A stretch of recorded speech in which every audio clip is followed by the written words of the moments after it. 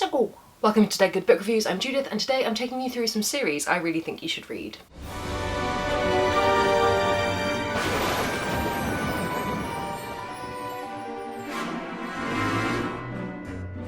Full disclosure, there is a full-on storm happening outside. It is Storm Kiara, and I don't know what background noise we're going to have on this, but who knows? It could be great, it could be terrible. Have I done any preparation for this video? No. Am I just going to sit here and talk to you and then edit it into something resembling human language? Yes, I am. I have 1, 2, 3, 4, 5, 6 series and duologies that I really think you should read. Everybody loves a series, I think. Most people love a series. I think that having the opportunity to see characters grow and change and plot develop from like the tiny plot of the first book through to the amazing plot of the last book, it's just a great time for everyone. And I wanted to explore and talk about some of my favourite completed series, because I could sit here and talk about series all day. We could talk about the Poppy War, we could talk about the Dave Bad trilogy, we could talk about a whole bunch of stuff. But actually, there's something about starting a series knowing you can binge read the whole thing. You can get straight to the end. And so I pulled off my shelves, which is why I'm sat on the floor, is because my shelves are looking a little bit bare up at the top. I pulled off some of my favourite series. This is not by any means an exhaustive list, nor do I think that these are the only good series in the world. I just really like them and own all of them, and that makes a big difference for being able to hold them up. So, without further ado, and without too much forethought, as all of my videos are, let's talk about some series. Side note, does a duology count as a series? Because I totally have counted it here. Basically, what I'm saying is, I recognise that is not everyone's definition. In fact, there isn't a single series more than 3 books, so maybe I'm really talking about trilogies and duologies. Basically, I recognise that this is not what other people define things as. So don't comment that below, because that's my own business. Okay, I have 3 YA series here, and 1 that's kind of crossover, and then 2 adult. So I think I'm going to start with the YA and move our way into adult. Kicking things off with a trilogy that I think, if anyone knows me, they will be expecting me to hold up right now. I will put them in the right order. This is And I Darken, which is the first book in the Conqueror's Saga by Kirsten White. This series, I'm the first person to admit this series is not for everyone. If alternative history that is basically completely devoid of magic is not your thing, skip ahead. Don't listen to me talk about this one because it just won't be for you. I love these books. I can't remember when I read them. I think it must have been when I just started blogging. Bright We Burn was coming out, maybe the cover reveals were happening, and I was like, what is this? Gender flip Vlad the Impaler? I'm here for that. And then I read all of them and desperately awaited Bright We Burn. So now I can recommend them to you and you don't have to wait to find out how it ends. These books are gender flip Vlad the Impaler. We follow Lada, who is the character of Vlad the Impaler, but as a young girl, and through her growing up, and also her brother Radu, who is, I don't want to make any spoilers in case you want to read this series, but he has a lot of feelings, and I have a lot of feelings about Radu, and oh, my heart, it hurts a little bit. They effectively get sold by their father to the Sultan. It's a lot of kind of a snippet of history that I didn't know pretty much anything about. Kind of late, very, very late Roman Empire in the loosest sense, and Ottoman, and yeah, I just think this series is amazing. I love Kirsten White's writing. She has a way of just keeping me engaged the entire time I'm reading. So I could probably sit down and read all 3 of these books quite happily in an afternoon. Maybe I will. The storm is bad enough. That would be a very cosy time. So, the first book, And I Darken, is kind of setting up the story. The next book, Now I Rise, does the thing that I love in a series and puts the characters completely out of their comfort zones in a whole new situation. It separates out the alliances that had been forged in book 1, and you see how the characters fare on their own. And the third book, which is the shortest of all 3, really just, I think this book just functions to tie things off. It's an interesting ending. I won't obviously spoil it. None of these reviews are going to have spoilers, but it did make me feel things deep in my soul. And this is the book I really need to reread of this series. I'm hoping it will come up in a rereads jar soon. If not, I may have to bump it up my priorities list. Next time I'm going to talk about another kind of Marmitey book series. This is a duology. I have a tendency to really like series that my very close friends don't enjoy, and that makes me really doubt my reading ability, but it's okay because I'm going to stand firm. This is The Six of Crows duology by Leigh Bardugo. You may have seen these on my Bookstagram. I really like putting pictures on my Bookstagram because the covers make me happy, they're so shiny. Book 1 of this is Six of Crows. Book 2 is Crooked Kingdom. This follows a group of characters. It's multiple POV, you get POV of each of the characters, and they're heist books, essentially, at their core. It's set in a fantasy world that is the same universe as her Grisha series, but it's in a city, a specific city, and they have magical powers, some of them, and it's just really, really good fun, I think. And again, it's a lot of this comes down to when you've read this, and if you've read a lot of very heisty books, if you've read some really solid stuff like Lies of Lachlan Mora. Ooh, that's not a finished series, I can't talk about that. But if you've read Lies of Lachlan Mora, then this comes off very light. But if you haven't, and this is your first foray into it, then I think you come up with something you really enjoy. And yeah, I think they're really, really good books. Of the two, I think Crooked Kingdom is the stronger. You need Six of Crows so that you know the characters and the relationships between them. But Crooked Kingdom is the stronger book. It's where it really hits its stride. I just think they're really, really worth reading, especially given that we're getting the Netflix series, which I'm not a horrifying Leigh Bardugo fan at all, so I am not going to sit and scream watch it the entire time, but I am a huge fan of fantasy television, and we don't get enough of it, and I'm going to watch it for that reason, and I'm hoping that in later series where we really get into Six of Crows stuff, it's going to be really good. Anyway, these would recommend. You don't need these editions, by the way. Nobody needs these editions. Just get the paperbacks. I'm ludicrous. This is the Mortal Coil trilogy by Emily Suvada. You have this Mortal Coil, this Cruel Design. This is an art copy, but the actual cover looks like this.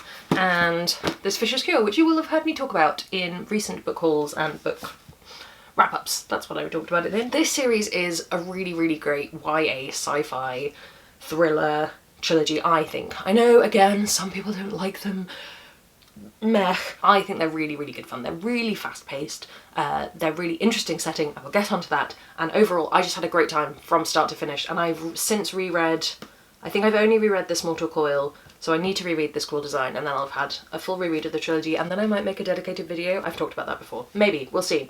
So, we open with Kat in this Mortal Coil. She's living on her own in the woods because there's a virus that's taken over Earth, and despite all of the gene hacking that's been happening, so everyone has a panel in their wrist where you have like various apps that run, and you can like change your hair colour, you can run nanites that will heal you, all of this stuff. We've seen it in other books, but in this case, Kat's a gene hacker, so she writes her own apps for these things, and it's just really, really interesting. And this book is kind of the most reminiscent of that kind of classic YA thing of like a lone girl and the soldier and all of that stuff, but it's really good fun. This one I have not reread recently, this Cruel Design, so I can't 100% speak to what happens in it, but basically again it's that, what did we set up in book one? What can we twist on its head? What can we turn on its head? What can we twist? What can we do? And it opens up a lot of the world in a way that book one doesn't. Book one's very, very insular, and this one goes like, okay, but all of this, which I really enjoyed. This Vicious Cure, again, it's tying things off. It's the shortest book in the series, and this book really deals with the consequences of book two, some heavy consequences at the end of book two, and this book has to put them all right, and I really enjoyed it. Overall, if you like YA and if you like science fiction thrillery stuff, I think this is a really good series to read. Read the first one. If you don't get on board with the first one, then you're probably good, but if you really like the first one, the story continues and it's very, very good. This next series I think probably counts as YA. I say series duology, it probably counts as YA, but I think it's kind of crossover because I just do, and this is my channel, I can say what I want. This is the Strange the Dreamer duology from Laini Taylor. This is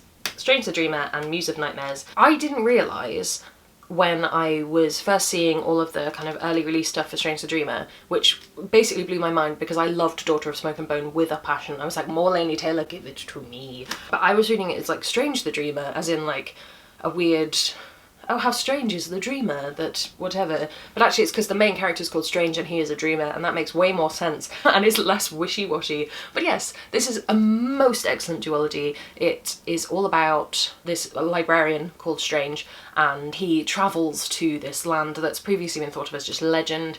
We also follow the story of some other characters in that land who have had a fairly rough start, and the writing is beautiful. If you like Laini Taylor's writing, you have to be on board with her writing to like these books, so give yourself the first chapter challenge, read what's on look now on various websites. If you like the writing, then go for it because these are so beautiful. Muse of Nightmares, which is the second book in the duology, is just exceptional. The first book makes me cry every single time I've read it. I think I've read it 3 times now. This book I need to reread because I have a lot of thoughts and feelings about it. Equally, it's just heart-wrenching what it does with a lot of the characters from book 1. Don't read this series if you're not in an emotionally stable state because, oh boy, it's real hard going at times. They are so worth it. If you've read the Daughter of Smoke and Bone trilogy, I actually think you'll get a little bit more out of it. It's not enough that I'm like, you must read them. You will not understand it if you don't. But it is just that little extra tidbit of, oh, niceness. And if you have read these books and you have also read the Daughter of Smoke and Bone trilogy, then message me or comment below because I need someone to talk about it who also loves those books, because the only people I know who've read both have been like meh about that series and so haven't had the same visceral reaction I had when reading Muse of Nightmares. That's basically what this video is for, is I'm trying to find you. Please contact me. I thought I'd throw these books in because while it is a series, it's 3 distinct books and a novella. This is the Wayfarers series by Becky Chambers. So we have The Long Way to a Small Angry Planet, The Small Way to a Long Angry Planet, ooh, long planet, The Long Way to a Small Angry Planet, A Closed and Common Orbit, Record of a Spaceborne Few, and the novella To Be Taught If Fortunate. So we have 4 standalone books, and you could start with any of these books. Honestly, really, you could pick up this series at any point and then read them all in whatever order you wanted. Long Way to a Small Angry Planet is the kind of most well known of this series. I think most people have read it. I recommend this to pretty much everyone I know. This is following the crew of a spaceship who are they're going a really long way so they can punch a wormhole back, and it's very, very slice of life. All of these are slice of life. If you don't like slice of life sci-fi, don't read these books. But this is so good. The characters are so amazing, and it's just really, really good writing. So we're introduced to all manner of characters, all from different walks of life. They all have their own problems. It's one of those kind of books where there's just sort of a problem, you see how they deal with it, you keep going. It's very much a journey. It's not beginning, middle, end. And then that book ends and it's very much rounded off, and then we get a whole new book. This does feature characters that you met in book 1, but they weren't part of that main crew. So Closed and Common Orbit is, in my opinion, the best book in this series to date.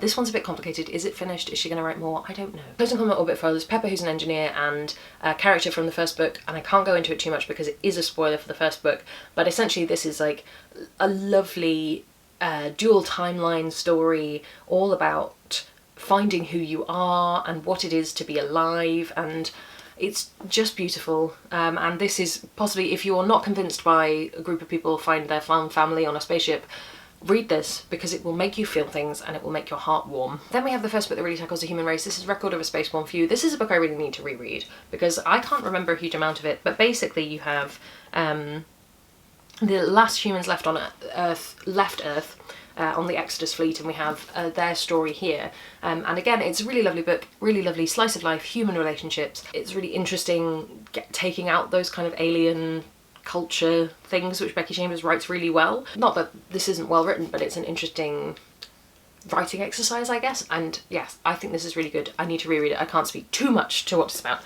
But recently I have read a novella. It's nice and diddy.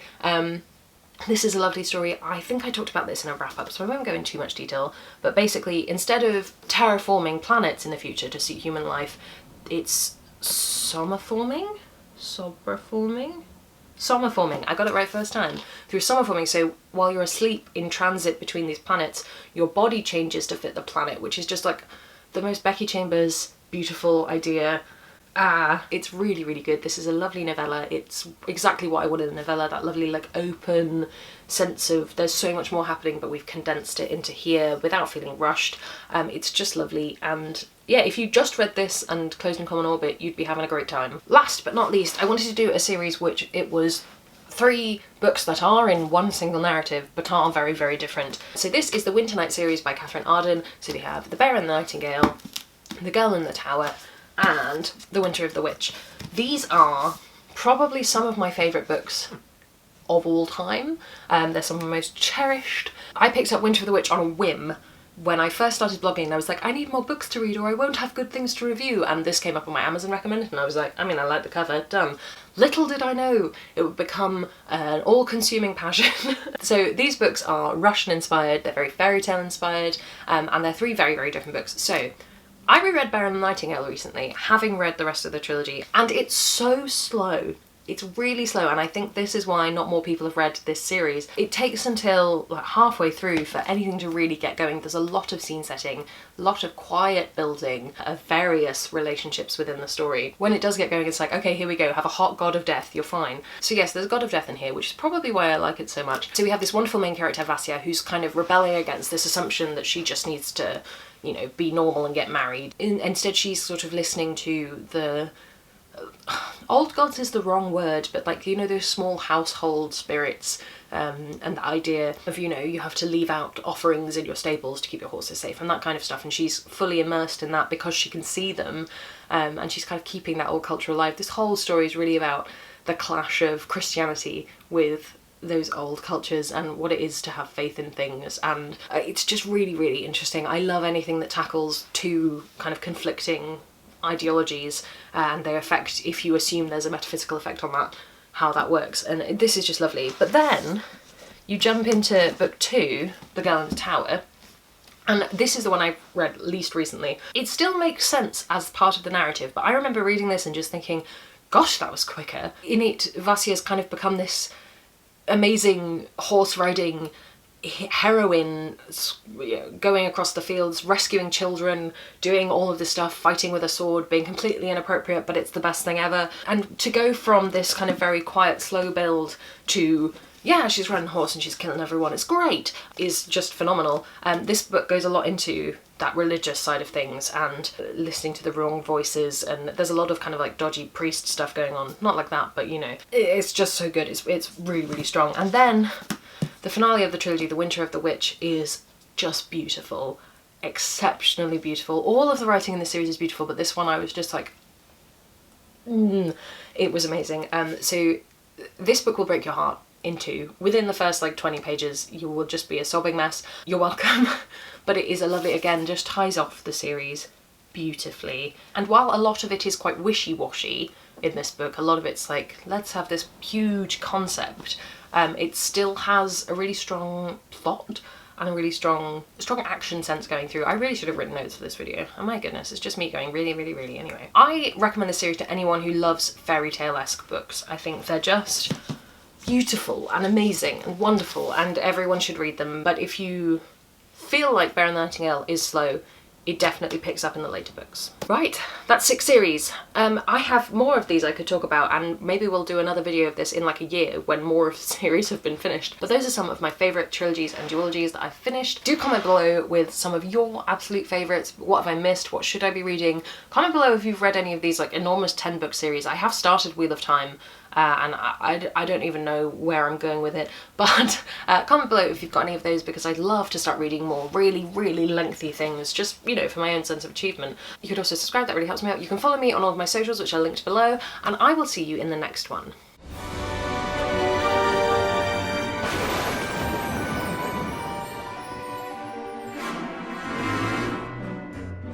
Ba ba ba ba ba ba ba ba ba ba ba.